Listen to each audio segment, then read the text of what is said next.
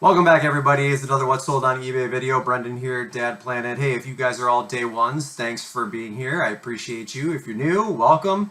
My venture on eBay here, I pull 10 items out of every week's sales, bolos that I'm hoping that you guys find all in thrift stores, maybe stuff that you haven't seen before, and I take you a little bit through my thought process on why I purchase an item. It's usually numbers related. Some of these you'll see, and we'll talk about them as I go along here. I just guess on prices, and it seems to work out. So this week, the second week in July here, the 8th through the 14th, 10 bolos, $3,075 in sales, and I think last week was $2,600. So a little bit of an improvement, obviously a huge improvement over last year as I get smarter and learn a little bit more, and just keep refining this portion of all of my business related ventures. So let's get into these 10. We'll start off with my good buddy Emeril Lagasse. My youngest daughter, I always say, hey babe. And I got that from Emeril Lagasse. He used to say "babe" on that show. Anyone ever watched his cooking show on the Food Network, like way back in the day? He always used to say "babe," and I've sort of stolen that. So anyway, that's what I call my youngest daughter. So this is a Power Air Fryer 360. It was very clean. Take some shots of the interior there. Wipe down. Looked really, really nice. 12 one-touch preset functions for this. It serves as like a rotisserie. I mean, it's got all kinds of versatility. So this was marked $14.99 in a Goodwill, and I jumped on it, and it sold relatively quickly for full price, $119.99. Buyer paid $22.13 in shipping, and then $8.53 in tax. So they're $150.65 all in. If there's a model number, maybe this one down here, PAF 360P. But you can't miss this when you see it in a store. It says Emeril on the bottom of it, and it's like one of the oversized toaster. Goes up to, actually it might go higher than 400 degrees. I don't know. Anyway, it was clean, condition was fantastic, and yeah, that was a good sale. Keep your eye out for a good majority of the things that Emeril puts his name on. There's usually resale value there, not everything. This item for sure though, so keep your eye out. All right, Marilyn Manson. Now, I underpriced this. You find this CD in stores. It's like a 5-disc mini CD, not mini CD size-wise, but just it's not a full-length LP. Price it at $50. So I found this at a garage sale, and there were very few listed. I don't know if there are any listed right now currently. There's some pretty egregious artwork on the interior that I had to cover up with my hand there. But yeah, it sold for $25 really quickly. $28.98. The buyer was all in, and like I said, I only paid $1 for it. If you find this, slap $50 on it and just wait a little bit longer, because it's extremely difficult to find this one in the wild. So learn from my mistake. I don't know what possessed me to put $25 on it, but it sold, and I knew it would. But say what you want about Marilyn Manson. I think he got a bad rap for the Columbine thing. We've got decades worth of data to kind of back that up now. But that's beside the point. We're just here to make money. So $25. I'm happy with it. It's gone. See you later. Out the door. We'll move on to the next one. All right. This looks like a pretty uninspired listing. I don't know. I just got lazy. I could have taken it outside. I didn't feel like leaving the room for whatever reason. You'll see that some of the pictures that I take are done outside because that's the best light. Sometimes I get lazy, or sometimes the weather is inclement and I do it inside. So anyways, a Ninja Pro Auto IQ 1000 watt blender. This was $6.99. Yeah, this was $6.99 at a Goodwill, and it sold for $50. So where are we at? $50, $10.20 in shipping, $3.61 in tax. So $63.80 all in. Ninja Blenders is a Bolo. Okay, they sell extremely well. So every time you see one, in fact, I just bought a Ninja, I think it's like a coffee maker that is going to take some cleaning, but it's going to hover around 70 to 90 bucks if I decide to sell it together, because I might part it out. which normally takes a little bit longer for you to recoup your full investment when you part things out, but then I don't run the risk of like something happening to it. Not that I assume that it would, but this one is it's going to take a little work to clean, so I'm going to run coffee through it and make sure that it's functioning properly. And yeah, so, but whatever. This is model number BL482, $50 bill, 40, 60, anytime you find it. So, and again, this is an item that they will they'll just put on the shelves and slap the $4.99, $5.99 price tag on, because who cares, right? It's not like one of those sexy things that it's going to force them to look it up and then maybe send it to Shop Goodwill, assuming you find it at a Goodwill. So anyway, this was a good one, and I'll take 50 on 7 all day long. Next one, LL Bean Rolling Adventure travel bag with wheels. It was pretty. You know, it was really nice. I had seen a listing that was auction style that had a bid for 40 bucks on it when I was doing my research on comparable sales. So I slapped a $50 price tag on this, and then I sent offers on a slow day. Like when it's either 2 days in a row of very slow sales or 3 days in a row of very slow sales, that's when I send offers. So I really am only sending offers to watchers once or twice a month now. And this was one of the instances where there's a couple days in a row where sales were like kind of blah. So sent an offer out, and $47.49 they took that offer. They also paid $17.89 in shipping and then $4.09 in tax. So there's $69.47 all in for the bag. And this also cost me $6.99. The luggage is $6.99 at this thrift store. But a really nice looking bag. I mean, orange. And I think I even put in my comments like, you're not going to miss this one in the airport, you know, assuming planes will, you know, be leaving the ground again. I mean, I know they are, just, you know, with the whole virus thing. So picture of it standing up here. Good clean bag that was just nice looking. So yeah, good sale. Keep your eye out for LL Bean. Okay, bows. I mean, everybody knows bows, right? Luckily for me, this set was priced at $9.99. It wasn't without its issues cosmetically, and I think because of that, the store priced it the way they priced it. So I disclosed all of the issues. So here, right here, you can see there's a little indentation right here on this speaker. And then if we go, oh, maybe I gotta go this way here. We go forward here, you can see right there it's torn a little bit, okay? Not to mention the fact that the covers are both missing the Bose logo, and they're bent right here. They're like cracked. So I disclosed all of that to the buyer, and I had a buyer reach out to me and say, hey, do they crack when you like crank the sound up?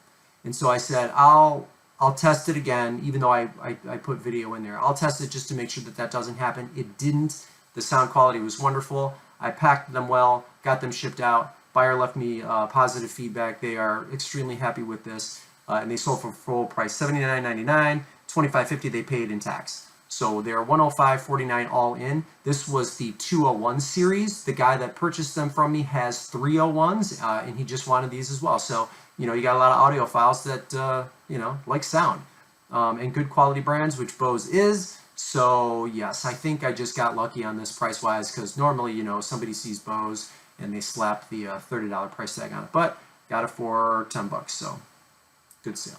Okay, so on this one here, this is a Marvel shirt. It was not vintage because it was I thought it was 2004, but I put 2002 in the listing. Maybe I got it wrong, but I have rare on there, and quite honestly, I don't know if it's rare or not. It was rare to me because I couldn't find a purple shirt from a vast majority of like the Marvel Spider-Man shirts that were either vintage or close to vintage when I was doing my research. So not knowing anything else, I slapped a $40 price tag on it and list it and forget. It cost me $1.99. What do I care how long it takes for it to sell? There's the graffiti logo right there, and Marvel in addition to it. When I'm doing my t-shirts, by the way, I always do a length and a width right there. I always make those measurements. You'll see that pretty consistently in some of my others. Yeah, it's the same thing every time when I'm leaving measurements for buyers. So I didn't know what to do with it. It was purple, and I didn't see much purple. So I priced it at 40 bucks, and it sold for full price. 40 bucks, $3.99 to ship. So it's $43.98 all in. Again, I only paid $1.99.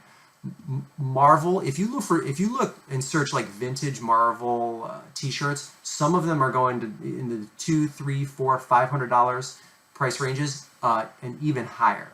So when I saw this initially, I was like, oh, this could be interesting, but you know, $40. Is this the shirt that's going to sell it for $200? Probably not. But keep your eye out for those shirts because the market is massive for them right now, and people are not afraid to spend that kind of money on a t-shirt they love. So keep that in mind, and we'll go on to the next one. Sewing machines. Okay, now I have not necessarily an advantage here, but first of all, whenever I get a sewing machine, and I buy them often and I sell them often, I test all of them. Okay, I test all of them, and now I post the video when I do the testing. Not only that, if I purchase a sewing machine, something goes wrong with it, there's a store, there's like a sewing machine store that I go to that will go in and help me figure out like how much service it's going to need, if it needs any at all. So that's another thing too, like grow your network here for things of that nature, because there's a lot of people that probably pass up sewing machines because they don't want to deal with them, right? Well, if I see one but I have doubts like that this thing works or not, or it's going to need this type of servicing, or it needs to be oiled, or whatever reason, I have a network of people that will help me come to that conclusion that are professionals in this area. So I always buy sewing machines with confidence. This one was a no-brainer. It looked like it was brand new. It came in its original box in styrofoam, and it was priced at $20. So when I did my comps, I think I saw 1507s in like the $100 price range. You know me, I always price it a little bit, well, not always, but in most instances, I price my stuff just a little bit higher to attract a slightly different buyer, and this sold for full price, $119.99, $17.28 to ship, $9.61 in tax. So $146.88, they're just under $150 all in. Clean unit, 1507 was the model, and I am extremely pleased, even having to have paid $20 to get $120 before fees. Okay, now, first of all, I sold a sleeping bag in July. Second of all, I sold a $170 sleeping bag in July. Sent out an offer, no, this was the other way around. Buyer made me an offer of $170. I took it. So they are $170. They also paid $31.81 in shipping. That's crazy. And $14.03 in tax. So they are $215.84 all in for a Mountain Hardwear sleeping bag that I paid $3.99 for. Always check. Not only that, I bought this maybe less than a month ago. So I'm purchasing like winter type items in June, and they're selling in July. That's pretty awesome. This model was the crazy legs. There you can see Mountain Hardwear. It was nice and clean. Here's the interior. I wonder if there's any other identifying tags. So there's a Mountain Hardwear tag there. You can see the logo. And then there's the tag that indicates that it's goose down, the length and width, and the temperature that it will withstand, which I believe is, I can't remember, I thought it was up to 25 degrees, but I could be wrong there. Yeah, Mountain Hardwear bags. Now, when I was doing my research, I didn't see Crazy Legs selling for that high of a dollar amount, but I did see like other brands, or excuse me, other styles of Mountain Hardwear bags selling for high, so I shot high and I got it. But yeah, $170 for a sleeping bag. I mean, it's almost you know, it's almost like I did something wrong there. Like that's a crazy price for a bag like that. But listen, that buyer was not, you know, super nice throughout the purchasing process and left me good feedback. So what can I tell you? Win-win. And yeah, I am not my I'm not my target market, because my price tag for a sleeping bag is like maybe around $10. That's about what I would pay. This is clearly a Christmas in July purchase. It's the last of the Hallmark keepsake Harry Potter ornaments that I have. I've sold all of them, some in the $200 range. This one sold for full price, $94.99, $3.99 in shipping, $5.70 in tax. They're $104.68 all in. I paid $3.99 for this on a day I did not want to do any shopping. I was super grumpy. I hated the world. I hated everybody in it. And then boom, 5 of these landed in my lap. Different variations, not the same one. But this is the platform 9 3/4. For those of you that like are huge Harry Potter fans, like you get it. Like this is a pretty neat item. Very hard to find, and there was a lot of 5 of them in the Goodwill that I went into at the time. You can see one of the other ones kind of in the background right there in the pictures, but unbelievable. Yeah. Not only that, this buyer was this was like either their second or their third feedback.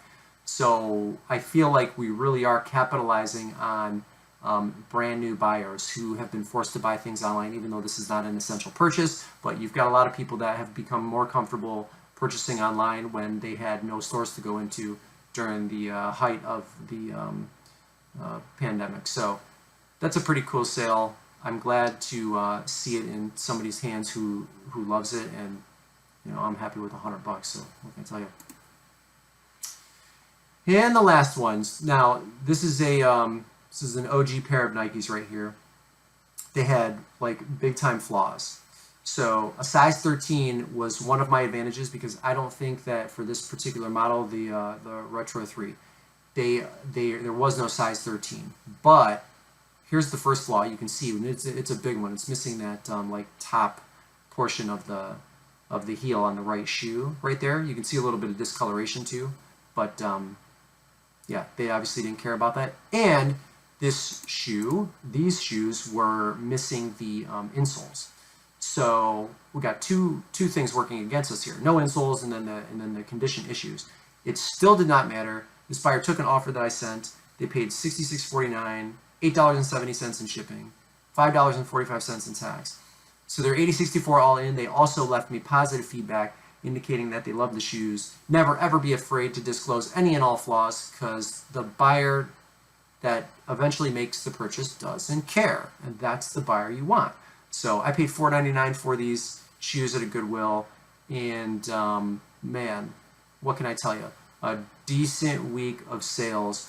You'll see the next couple of videos, and please subscribe because I want you to get notified when these next videos come out. My sales have exploded, and I haven't done anything different.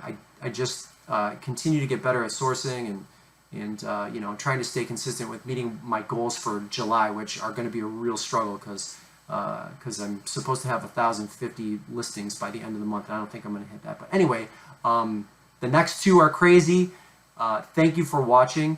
If you liked what you see, please hit the like button and the bell, and leave me a comment, and let me know how you guys are doing, how your sales are. But yes, mine are getting crazy, so I want you to see the next 2 what's sold on eBay videos coming up for sure, because it's looking pretty crazy for the second half of the month. So thank you very much for watching, and I am out of here. I'm gonna go play with some kids.